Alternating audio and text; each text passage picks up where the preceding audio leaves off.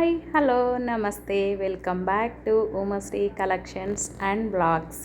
ఇది వచ్చేసి మన ఛానల్లో అయితే ఫస్ట్ బ్లాగ్. ఇంతకుముందు కలెక్షన్స్ గురించి అయితే పెట్టాము, కానీ బ్లాగ్ వచ్చేసి ఇది. ఈ బ్లాగ్ ఎక్కడ అంటే షామీర్పేట దగ్గరలో ఉన్న ఆలియాబాద్ అనే విలేజ్లో రత్నాలయం టెంపుల్, అంటే వెంకటేశ్వర స్వామి టెంపుల్ అనమాట.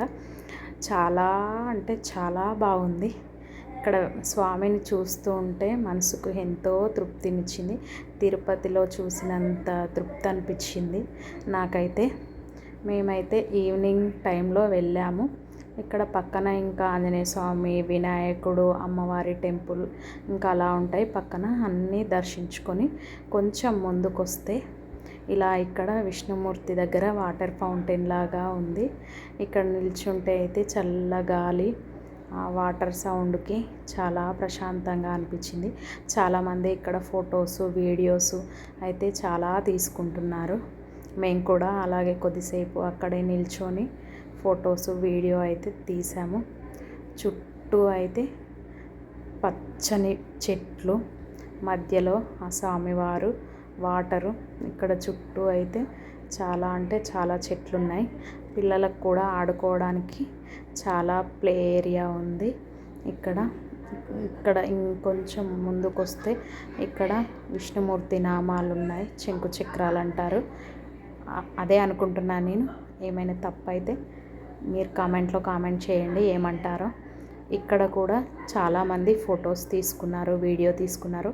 మేము కూడా ఫొటోస్ తీసుకున్నాము. ఇక్కడ ఇంకొంచెం ముందుకు వస్తే ఇక్కడైతే ఊయలలు ఉన్నాయి. చాలామంది ఊగుతున్నారు. ఇందులో మా పిల్లలు కూడా ఊగుతున్నారు అనమాట.